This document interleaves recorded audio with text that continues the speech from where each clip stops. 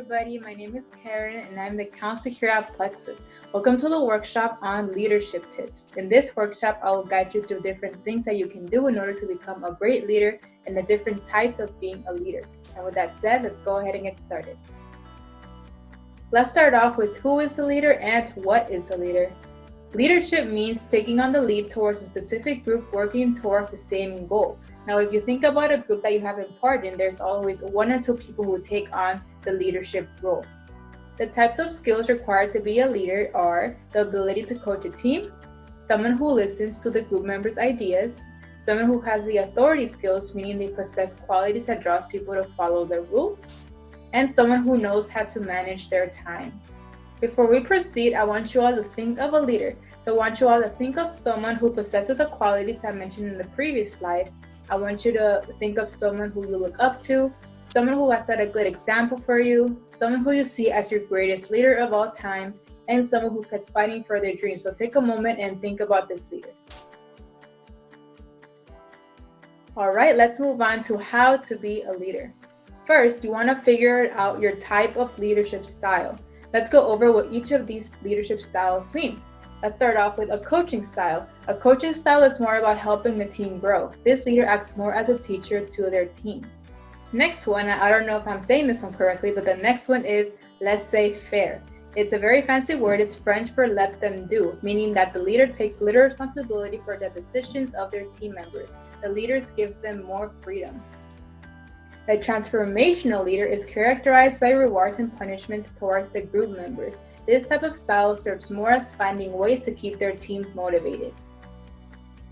A transactional leader is more focused on the supervision towards the group members, and rewards and punishments are also used in this type.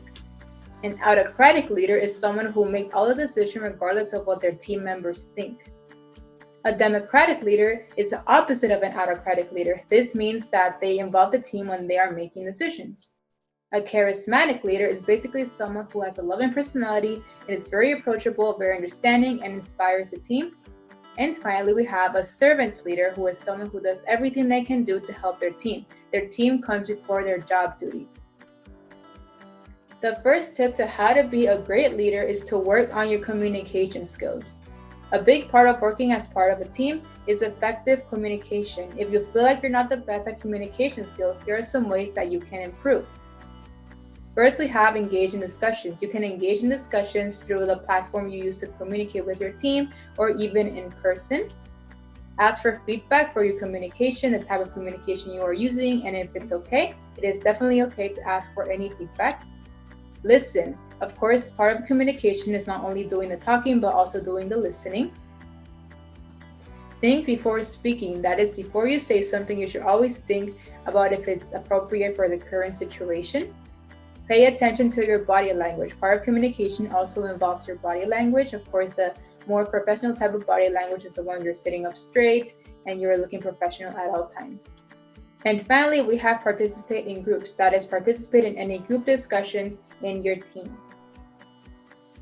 Next tip we have is to find your passion. That means you should find a group of something that you're passionate about or you are interested in. That could be maybe something that is related to your major or something that you just have a great interest in.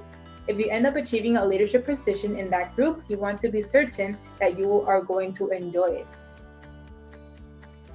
Next tip we have is to be patient. So that is, you won't become a leader instantly. So that is, once you join a group, that is whatever group you decide to join, it could be a club, it could be a sport, anything that you are interested in, you have to wait until you achieve a leadership position. The first step is finding a group of something you are genuinely interested in and looking at the possibilities of working your way up to a leadership position. So that is, you want to remain constant in that group and you always want to show up to their meetings to make sure you are going to end up in a leadership position in the future. Next tip we have is positivity. That is, you always want to remain positive. You always want to remain positive even on the tough situation. So even if you face a tough situation in your group, always remain positive in order to achieve that leadership position that you've always wanted.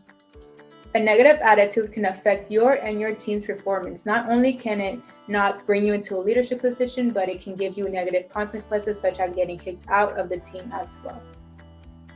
Feel more confident and optimistic about your team and your goals. So even if you are at your lowest point at your team, you always want to remain optimistic that you are going to reach your goals. And finally, we have take action. A leadership position should not only be about the title, it is about the actions and the impact you generate within a group and your community. So speak up for a goal you want to accomplish. That is, if it's not currently a goal on your list, speak up for it, and then you and your team will accomplish that goal. And finally, here are some things I would like for you all to take away from this workshop. First, we have leadership takes time. So as I mentioned, you want to be patient because a leadership position is not going to come immediately. You want to take your time in this club or your sports organization or whatever you are involved in order to get that leadership position. Successful teams are built with good leadership. So you want to figure out your leadership style to determine if that is some good leadership that you are doing. And if not, you can switch it up. You can switch up your leadership styles to make sure your team is going to be successful. And finally, lead by example. So this is where that side of think of a leader comes in, because throughout this slide, I wanted you all to think of a leader who you look up to, someone who shares the qualities of being a good leader. So you want to follow their steps, follow their footsteps in order to lead by their example.